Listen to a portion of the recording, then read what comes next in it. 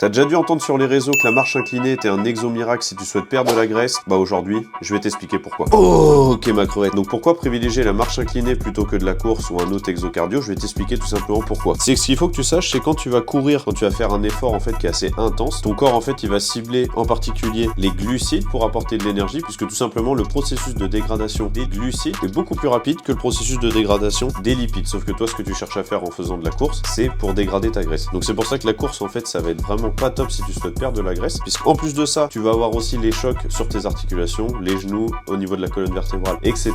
Et vu que la course c'est quand même quelque chose qui est assez stressant pour ton corps, en fait tu vas avoir une production d'insuline, ça va impliquer tout simplement une réponse de ton corps qui va être de stocker du coup justement les sucres et les graisses. Au niveau du coup de la marche, ce qui est hyper intéressant, la marche c'est que tout simplement comme je te dis c'est un processus qui est plus modéré, donc ton corps en fait va venir puiser les réserves donc du coup dans les lipides, donc c'est ce que tu cherches à faire. Et en plus de ça, vu que c'est un exercice qui va pas trop produire de stress sur ton corps, tu vas avoir une baisse de ton insuline et donc ton corps ne va pas stocker de lipides ou de glucides post-entraînement. Donc tout ça c'est bien, mais en fait de manière générale, ce qu'il faut que tu saches, c'est que n'importe quel type de cardio peut être efficace en fonction de son intensité. C'est que tout simplement, comme je te l'ai dit, ton corps va cibler les lipides dans un effort qui est modéré. Tout simplement, tu vas pouvoir le calculer du coup grâce à ta fréquence cardiaque, puisque pour cibler tes graisses, il va falloir que tu te trouves entre 60 et 70% de ta fréquence cardiaque maximum. Donc comment tu vas la calculer? C'est tout simplement, donc tu vas faire 220 moins ton âge, que tu vas multiplier par 0,6 pour avoir ta fourchette basse et 0,7 pour avoir ta fourchette haute. Donc c'est-à-dire que pour un individu, tu vois, qui a 30 ans, et bah tout simplement sa fréquence cardiaque idéale pour perdre de la graisse et cibler juste de la graisse, ça va être entre 114 et 133 du coup BPM par minute. Et surtout n'oublie jamais, tout ça c'est bien,